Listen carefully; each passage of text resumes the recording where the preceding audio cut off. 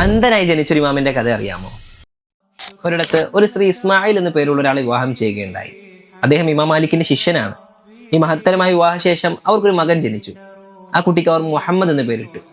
പിന്നീട് ഇസ്മായിൽ ധാരാളം സമ്പത്ത് ബാക്കിയായിരിക്കെ മരണപ്പെടുകയുണ്ടായി. മകനൊരു പണ്ഡിതനും ഇസ്ലാമികമായ ജീവിതം നയിക്കുന്നവനുമാക്കാൻ ഈ സമ്പത്തെല്ലാം ഉപയോഗപ്പെടുത്തണമെന്ന് ആ ഉമ്മ തീരുമാനിച്ചു. എന്നാൽ ഖേദകരം എന്തെന്നാൽ ഈ കുട്ടിക്ക് കാഴ്ചശക്തി ഉണ്ടായിരുന്നില്ല. അതുകൊണ്ട് തന്നെ മതവിജ്ഞാനം കരസ്ഥമാക്കാൻ ഈ കുട്ടിക്ക് യാത്ര ചെയ്യലും മറ്റും പ്രയാസകരമായി മാറി. പക്ഷേ പ്രാർത്ഥനയുടെ വാതിൽ മലർക്കെ തുറന്നു കിടക്കുന്നതിനാൽ ആ ഉമ്മ വളരെ ഇഖ്ലാസോടുകൂടി കുട്ടിക്ക് കാഴ്ചശക്തി ലഭിക്കാൻ പ്രാർത്ഥിച്ചുകൊണ്ടേയിരുന്നു. അങ്ങനെ ഒരു രാത്രിയിൽ ഈസർ സ്വപ്നത്തിൽ ഇബ്രാഹിം നബി അലൈഹി സ്വലാമിനെ കാണുകയുണ്ടായി. അദ്ദേഹം പറഞ്ഞു, ഇതാ അള്ളാഹു നിങ്ങളുടെ മകന് കാഴ്ചശക്തി നൽകിയിട്ടുണ്ട്. ആ സ്ത്രീ ഉറക്കത്തിൽ നിന്ന് ഞെട്ടിയെഴുന്നേറ്റ് നോക്കുമ്പോൾ അതാ കുട്ടിക്ക് കാഴ്ചശക്തി ലഭിച്ചിരിക്കുന്നു.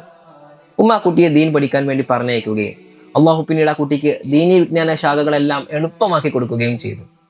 അതിനുശേഷം അദ്ദേഹം ഒരു ഗ്രന്ഥം രചിക്കുകയുണ്ടായി.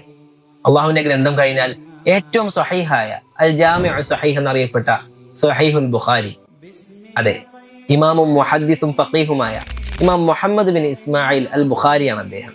മക്കൾക്ക് വേണ്ടിയുള്ള മാതാപിതാക്കളുടെ പ്രാർത്ഥന ഉത്തരം ലഭിക്കുന്ന പ്രാർത്ഥനയാണെന്ന് ഹദീസിൽ സ്ഥിരപ്പെട്ടതാണ്.